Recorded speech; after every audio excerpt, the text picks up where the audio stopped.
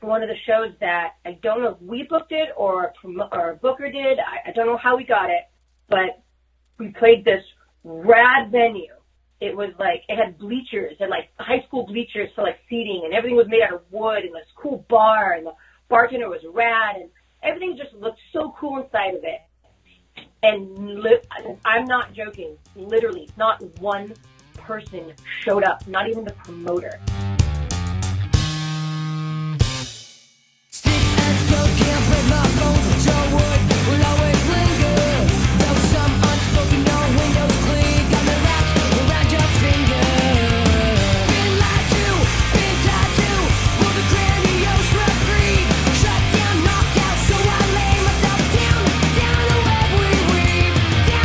Hello, welcome to 3 Gigs, the podcast that tells the story of a performer's first show, their best show, and their worst show of all time. My name is Dominic Davey, and my guest today is Brenna Red, vocalist and guitarist for The Last Gang.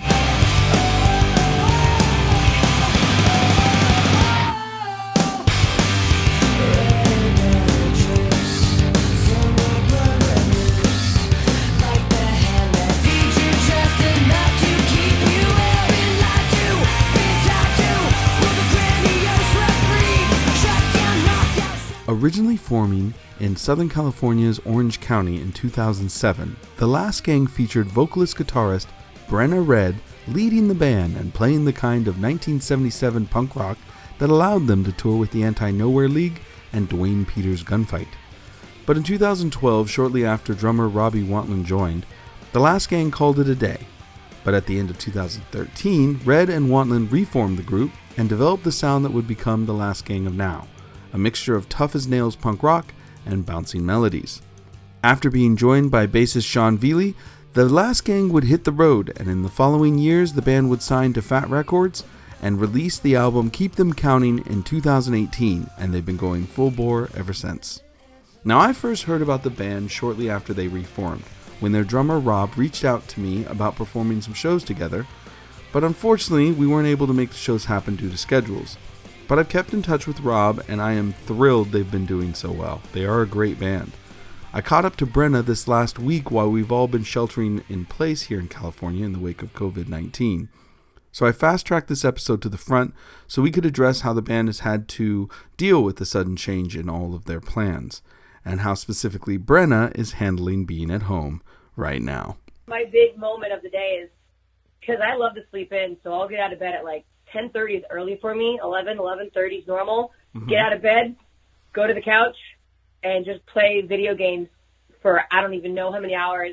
And then say, like, I was like, all right, today I'm going to work on my demos, and I'm going to clean the yard. And I don't. I literally just sit on the couch, I eat food, and then I go to bed. And it's the best thing in the whole world. That's so awesome. I have to say. I am a champion at doing nothing. Dude, I totally am fine with doing nothing too, but I'm also really good at giving myself shit to do. Like, the reason I haven't spent all day playing video games is because I went ahead and like started another podcast, started accepting interviews. Yeah. I started doing some interviews for 3 Gigs, bringing it back and trying to do this, trying to do that, and it's cool. But I'm like, I think I was thinking about it today that I was like, dude, I am going to take some time like this weekend and I'm just going to fuck off and play video games and not worry about stuff for a little bit. Now it's time to fuck off. Yeah, exactly. What are you playing? Because I'm playing Jedi Fallen Order, and then I started Skyrim on my 360 that's in my bedroom. So I tried to get into the Jedi thing, but I'm more of a Nintendo than a PlayStation person. Nice. So I am... I played Breath of the Wild so long, and there's so many more things to do still on it. So I was doing Breath of the Wild, and then like Mario Party, but then we bought Animal Crossing, and it's like, holy shit, I have no life now. All I do is this game. Is it that good? I mean, I've never played Animal Crossing. It's addicting. It's like, I didn't think I was going to get into it. It's like Sims, I guess, if you're that old as I am. Like, you build a town, stuff develops.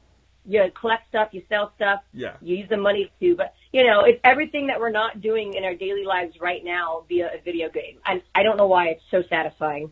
That's amazing. That's funny. I'm 44, by the way, so yeah, I definitely know. You know Sims. Yeah. I know. I definitely know it. That's hilarious. Yeah, this is It's so weird.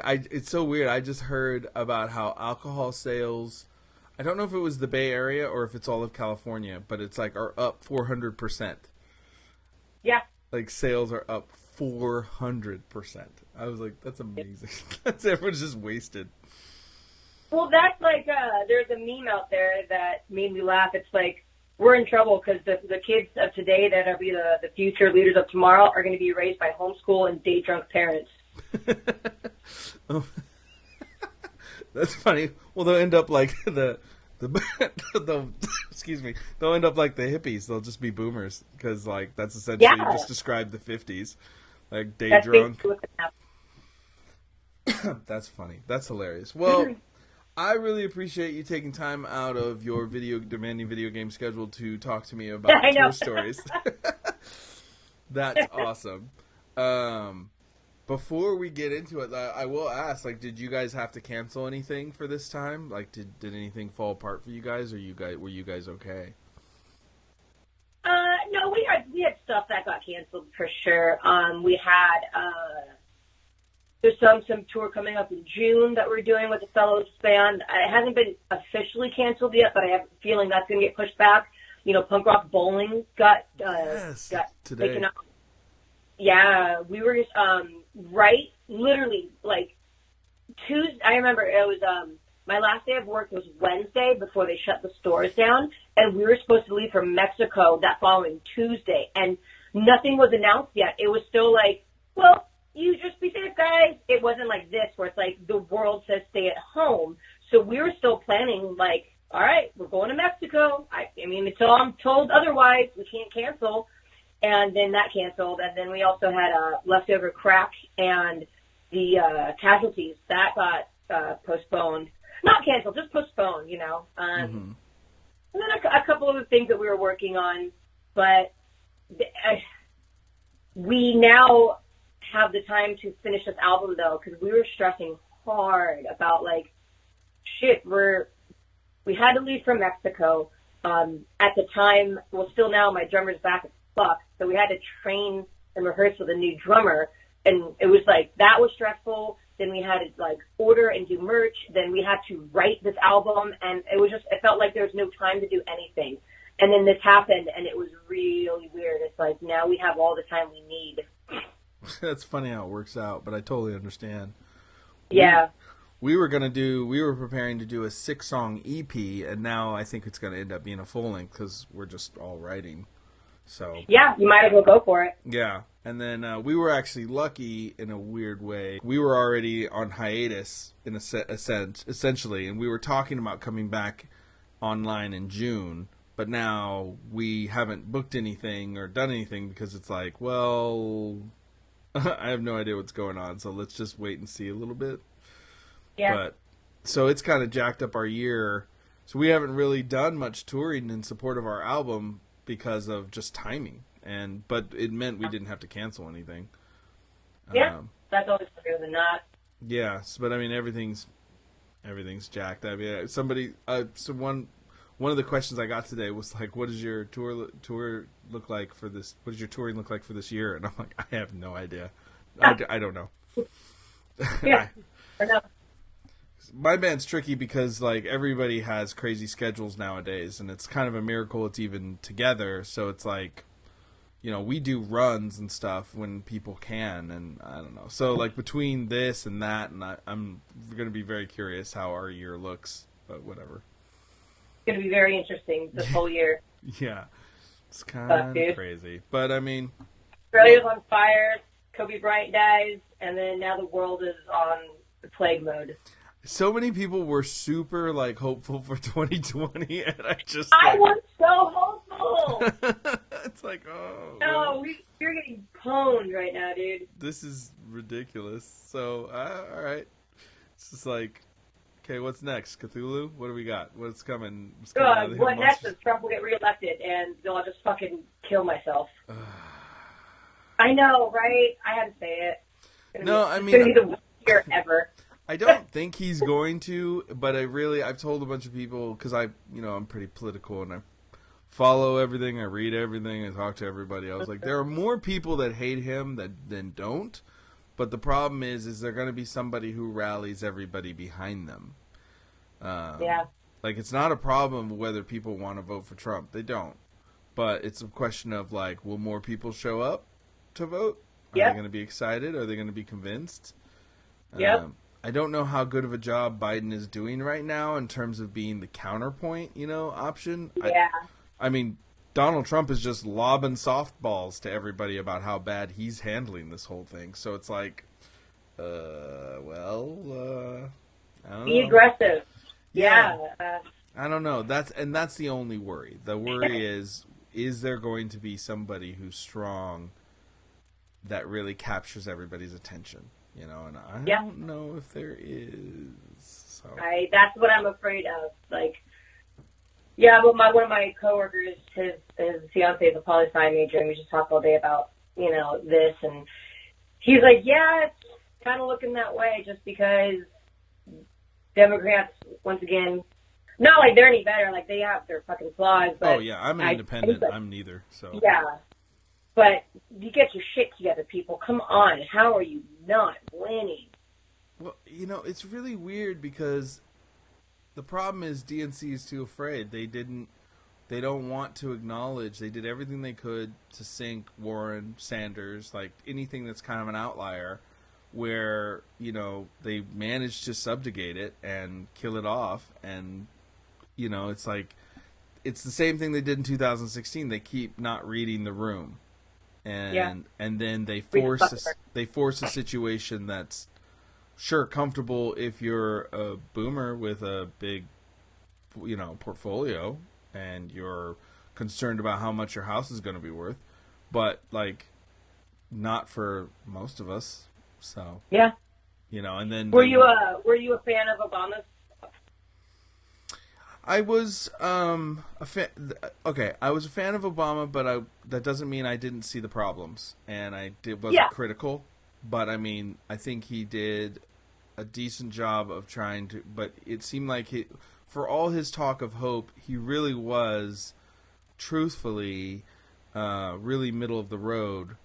He didn't really want to stir things up too much. He didn't really go to battle. You know what I mean? He was far more centrist than he put himself off. Like, he spoke like he was super progressive, and he was to a degree, but I think he was more of a centrist, and there was a lot of centrist stuff, like, a lot of people don't realize that he kicked out a lot of people out of this country, and he was pretty brutal. Not brutal like Trump's administration's been, but, he pushed a lot. He expelled a lot of people out of this country, turned away a lot of people trying to come here for asylum. He also did bend over for the military complex. If they told him something, that's what happened. That was that. When he wanted to shut down Guantanamo Bay, and the military said, absolutely not, we're not doing that. And he was like, okay.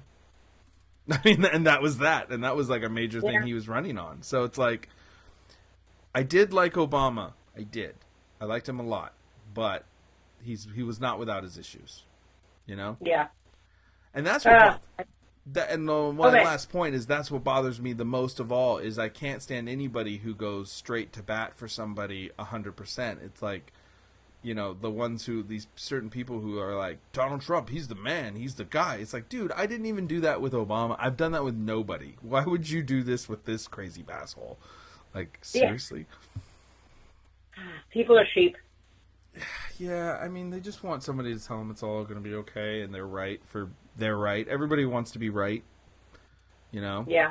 And they have a racist thought in their head, or they have these things, or they don't like this, they don't like the homeless, they don't like people taking away, like all those little thoughts, and then somebody comes along. It's hard to try. That's why it's so much easier to just be complacent, to fuck off, to sit on your couch and do nothing, instead of trying.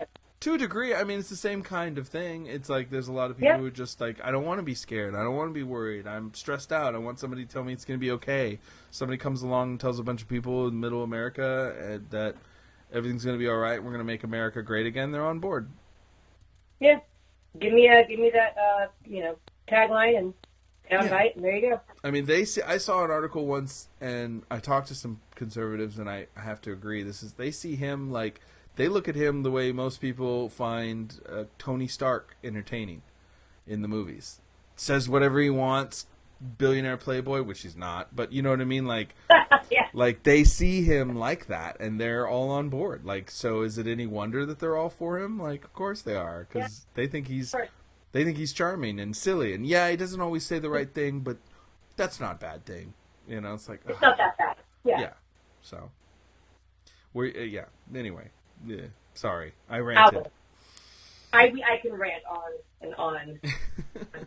Yeah. So, well, okay. Well, then let's talk about tour stories. Then let's. So, could you tell me the story of the very first time you ever played a show? Oh, I'm old as shit, so that's gonna be a while ago, man. No, I was probably, I want to say 12 or 11 or 12. It was playing drums for my brother's band. He's the one who taught me music. And I remember I had a spaghetti strap black shirt with like embroidered butterfly on it. And I thought it was so risky because, you know, it's like showing skin. And I had denim jeans on that were cuffed up because that's how he wore his pants, like, you know, just cuffed up greasers and my chucks. And I played drums in his band called the Basils, and it was at Public Storage when it used to be called Public Storage, and now it's called Chain Reaction. Oh, yeah. And and remember when it used to be donations? I don't know if you were... I'm from the Bay Area, but we would come down and play shows all the time, so I know exactly what you're talking about. Yeah, I remember that big wall that used to be covered in like Sharpies and writing and all the creepy gum everywhere. Yes, I do. Oh my God. Yeah, that place raised me. There's a lot of good memories in that home. But yeah, I played that show, and I don't remember too much about it. I do remember we played with a band. I could be wrong, but I'm pretty sure we played with the Four Letter Words. If you remember that band with Sexual Chocolate as the drummer. Dude, I haven't thought about that band in years. Yeah, band was the best. Yeah, I just remember feeling, because I was only 11 or 12, I just felt so cool. I mean, I think there's like maybe 10 people there. It wasn't like anything special, but I felt so cool because my brother, who's in high school, is in a punk band, and, you know, he brought me to play on stage with them, and I just felt unstoppable. Like, and at the time, I didn't realize that, you know, female musicians were like a commodity. It was just like, yeah, I'm playing on stage with my friends and my band. And that's why it never felt like I was a female musician. I was just a musician because it was just so normal for me. That totally makes sense. Yeah, I get that. Are you... Oh, sorry, you cut out there for a minute. What was that? I was saying, like, turn around to, like, maybe half a year ago or so, in a couple months, we played at Chain Reaction, now it's called, and I went in the backstage area for the first time. It's a lot smaller. I've never been back there. I thought it was going to be huge. Like, in my teenage mind, it was just like this massive palatial, like, backstage and couch. It was like the size of a warehouse. And then I saw it for the first time. I was like, huh. But it was nice because it was actually had a backstage as opposed to some places we played were like maybe a bathroom. Yeah, my least favorite are the places where they have to walk in front of you to get out when they want to leave. Like those kind of clubs, like that's the part that kills me. Because you actually see people leave while you're playing. Yeah. like where's the mystique in that? That's not cool. Yeah, even if they're just going outside to go to the bathroom or the bathroom's right next to you or something, like, so you see people like, excuse me, and then you're like, great. Oh, dude, that's the worst when there's a public bathroom, it's the only bathroom that's available, and you're like, I have to go play a show in like 10 minutes, and you get the flight or fight response. You're like, I got to take a piss, or I don't know what else is going to happen, and I don't want to be in the public bathroom, and once someone's in there and they see me, and they're like, oh, that was the person that was on stage. Yeah. Yeah, no, the women in my band talk about that a lot, where they'll have to go in and, like, do their makeup to get ready and, like, or just even get dressed, and it's like the public bathroom is the only spot to do it at the club, and people are, like, walking in and, like, trying to talk to them, and they're just like, oh, you're about to fight. They're like, please, oh I will be left alone.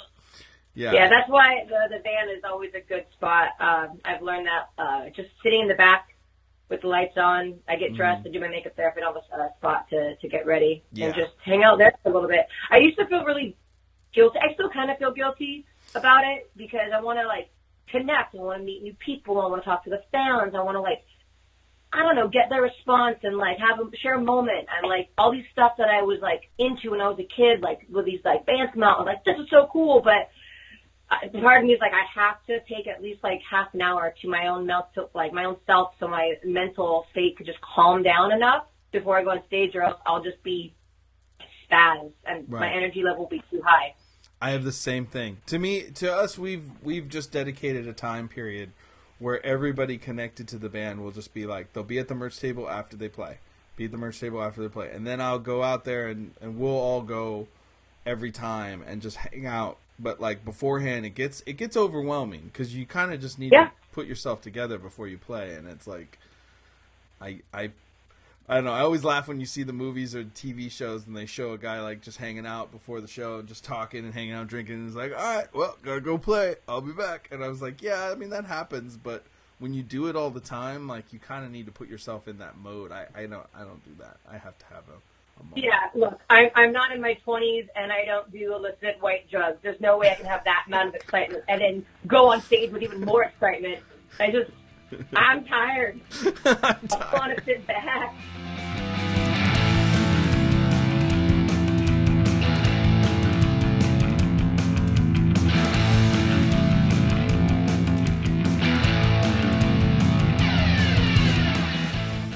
Hey everyone, I'm just taking a quick break from the show to let you all know that I'm actually an artist, and I have a website where I sell merchandise like prints, comic books, and clothing at thedinosaurfactory.com. And you can get 20% off at thedinosaurfactory.com right now by using the code 3GIGS. That's 3GIGS at checkout at thedinosaurfactory.com. I have my short story zine there called Come Find Me. It's a really cool ghost story that's for sale there, as well as a limited edition screen print for Jaws that I did, and my latest piece called Love and COVID-19 that's been getting a lot of attention lately. So head over to thedinosaurfactory.com right now and get 20% off with the code 3GIGS, just 3GIGS at checkout. And thanks everyone. So now back to the show.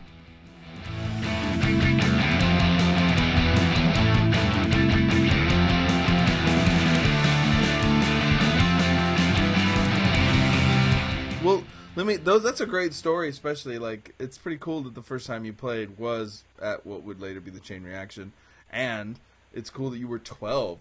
That's pretty cool. I think you are kind of epic. Back, I'm like, damn. It's crazy. So now, like, well, I'll ask you this before we move on. What was the first Last Gang show, since this is your band now? Like, what was the...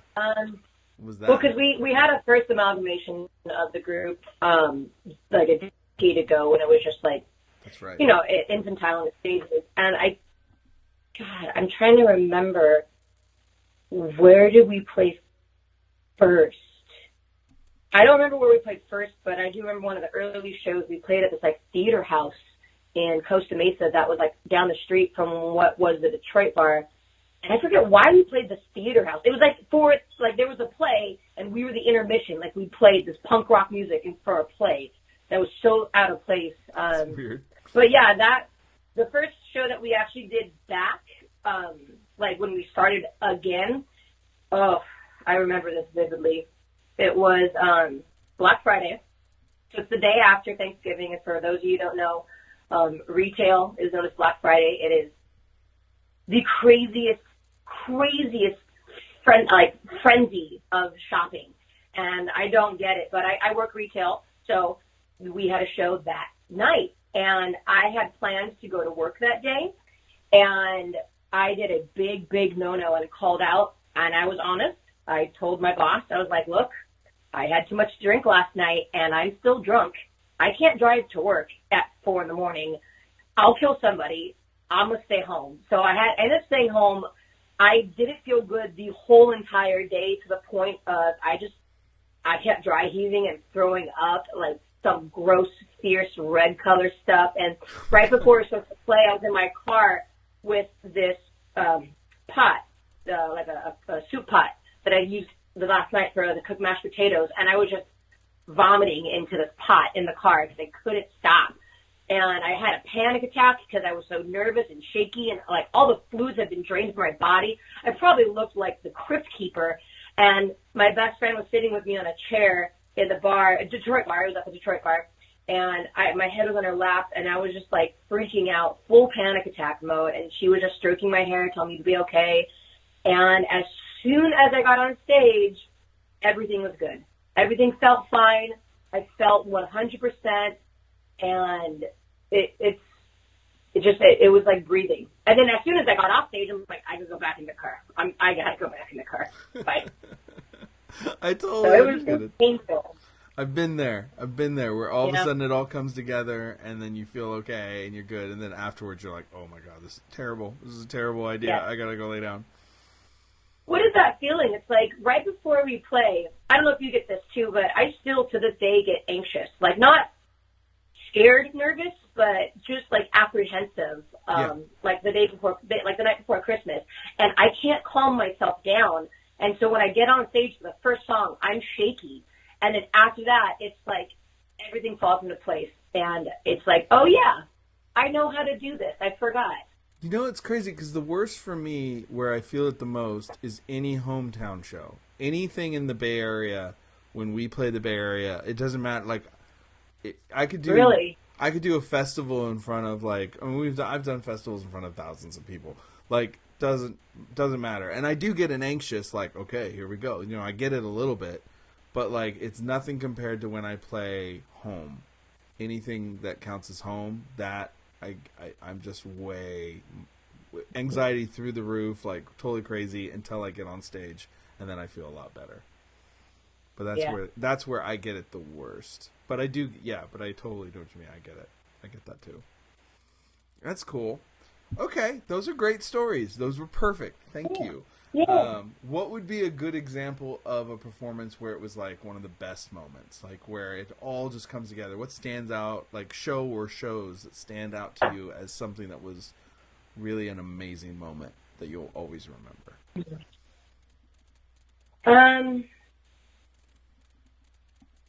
Damn. It's every... I hear you going through your Rolodex. I hear you going through the show Rolodex where you're going like all the ones you remember. But I'm trying to figure out like why is it so special? Is it because of the fans that I got to meet and I got to like have this incredible one-on-one moment with this human being, and I really made this connection with this one person, and it just felt good, and this is what it was all worth for? Or was it because the crowd was massive and I heard it? So it's hard to pick. I'm going to go with Punk in Drublic when we played Canada. Mm-hmm. I believe the town was Edmonton? Okay. And what city was that in? Remember? It was Edmonton.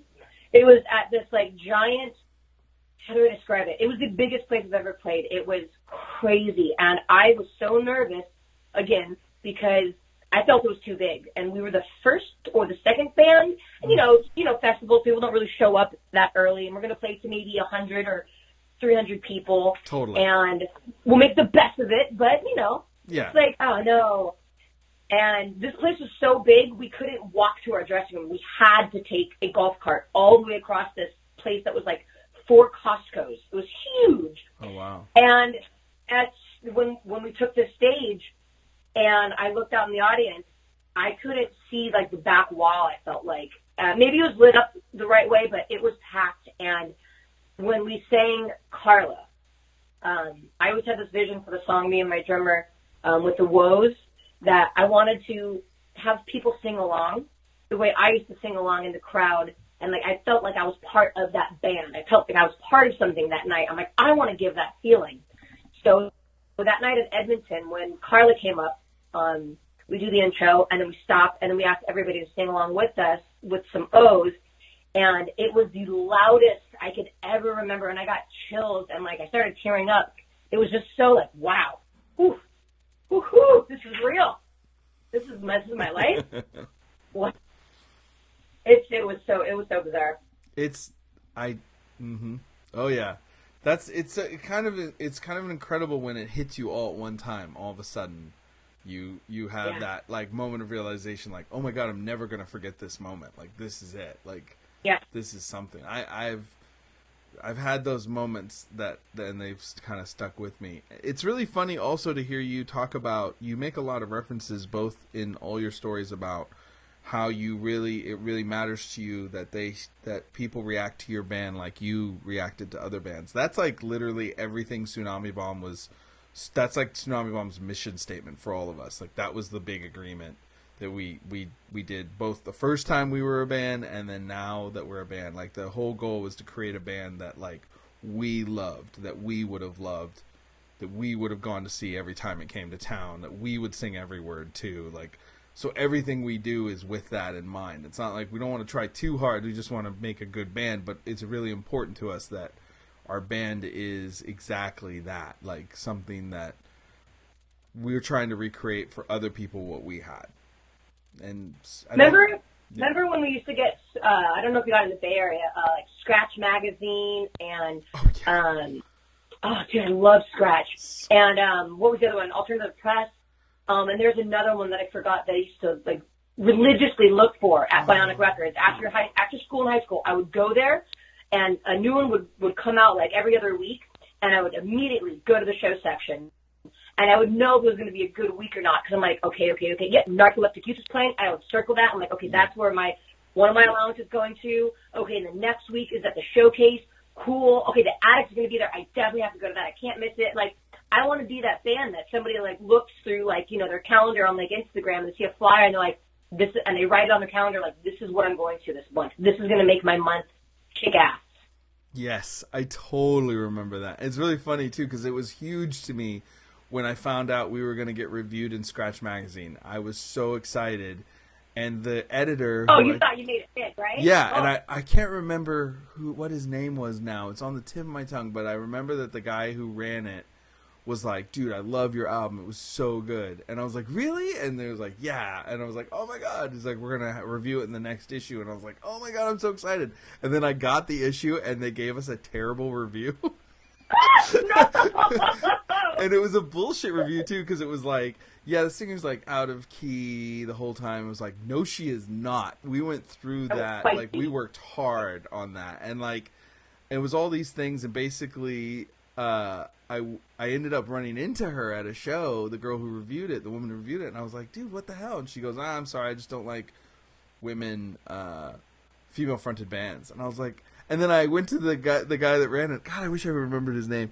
And I was like, what the hell, man? Why'd you give it to somebody who doesn't even like women-fronted bands? And he's like, I don't know, I'm shocked. I thought she'd like it. Like, I'm sorry. I was like, it kind of made it better, and I did laugh about it, but it was like, I was so excited to be in Scratch Magazine, and then they just completely, and they were telling me how much they like it, and then we get there, and it was like, panned the record. Took a dump.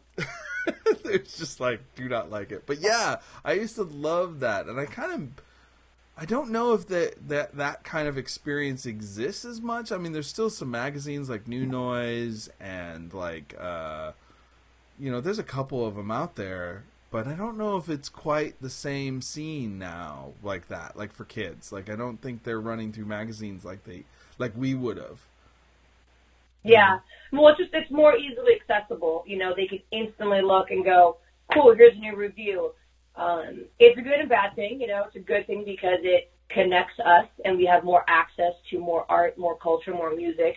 But it also diminishes the specialness of what that thing is, whether it be a song, a band, a review, a photograph. You know, I remember I had a wall of like photos I would do with my disposable camera, and I would save them because everyone was a special moment.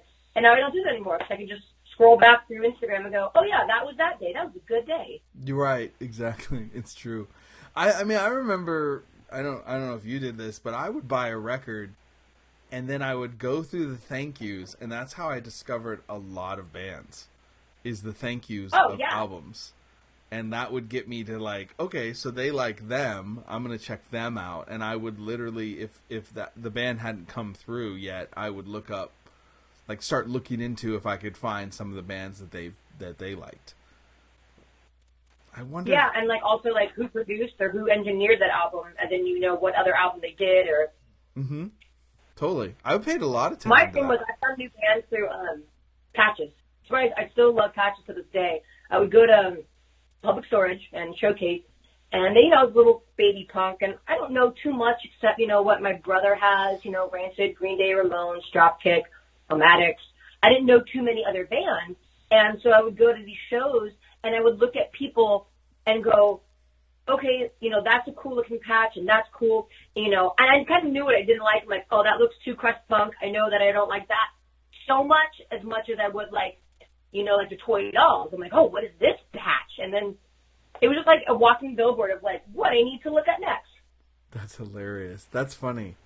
I think I was a little more stickers and buttons, but Okay, yeah. I love But it's the same patches. concept. But I don't think we had up here in the Bay Area. I don't think there was any place that I knew of, at least, that I could go to and see a bunch of patches like that bought patches and collected them. I don't think I would have been into that, but I don't think I had a place. None of the clubs would buy patches from bands and sell them like that. Like, there was no like collection of patches. But no, like record store, like Bionic Records. there were record stores and stuff, but like, yeah, I mean, they'd have patches, but it always seemed to be like the bigger stuff, you know. Sublime, or yeah. Yeah, and then like, especially because it was San Francisco, all the record stores they'd all be like weed patches. They'd all be like patches like it'd be the bear from like Grateful Dead dancing or something. You know what I mean? Like, since you were like, I'm not gonna buy that. that doesn't matter to me. But like, I don't care. But that's awesome. Okay, that's cool.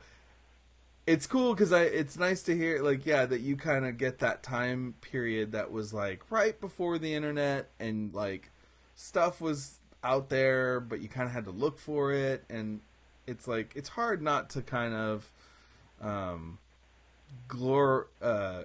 maybe sometimes I often wonder if I'm guilty of kind of over what's the term, like glorizing it, like I know that's not a term. Romanticizing it. Yeah, I feel like sometimes I romanticize that time period, but then I just think about like I had a lot of fun.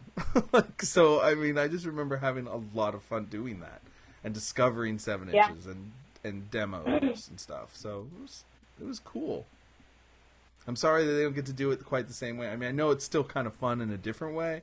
Like, I see kids going through YouTube and, you know, and like bouncing through Spotify deep holes as they go from one thing to the next thing to the next thing. But it just, not quite the same. But it's fun. It's not quite the same. Not quite, but it's still an appreciation of art, which is all that we need. Yeah, in the end, that's the most important. You're totally right. So, okay. All right. So if that was your best moment, what's the story of one of your worst moments where you were just like, what the fuck am I doing here? Let me think. It's fun to hear because I could hear you going through, like I said, I could hear you going through the show files, like as you're like, okay, what was the bad one? I'm totally like the most optimistic nihilist you'd ever meet, because like I don't care. I hate everything. Everything sucks. It's a waste of time.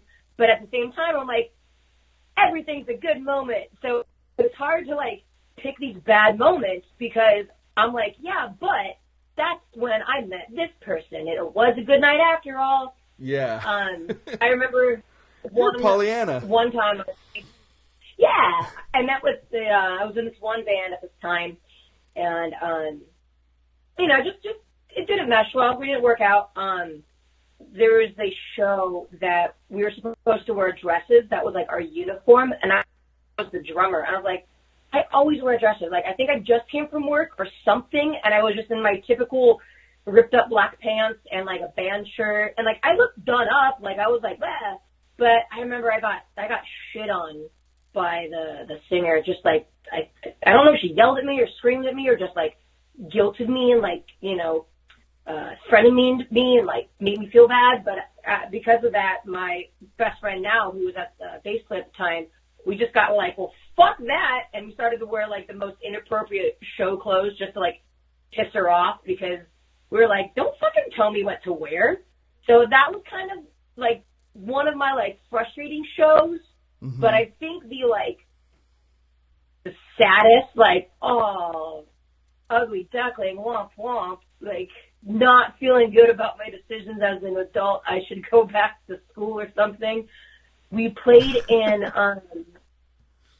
I forgot the city, I really did. It was it was the first tour we did with Punk and Drublick, and we were filling in our own dates in between just to get some club shows.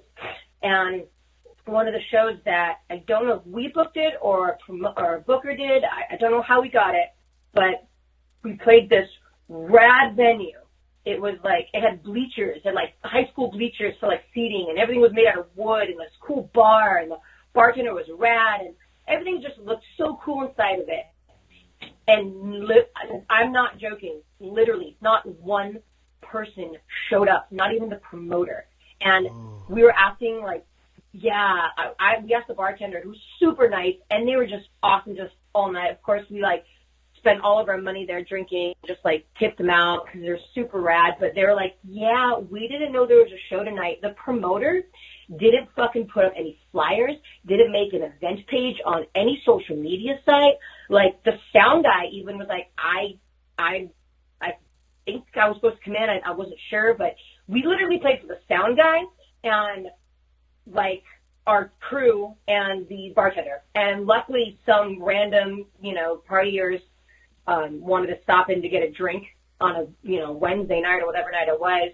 And they saw us. They loved us. They didn't buy any merch because they weren't like punk rock fans. They were like, this is amazing. And we literally played a practice set, and we drove. It was halfway across the country. It was like Kansas or like Midwest somewhere. And I'm like, wow, we spent so much money getting here and took a hit. It was pretty defeating.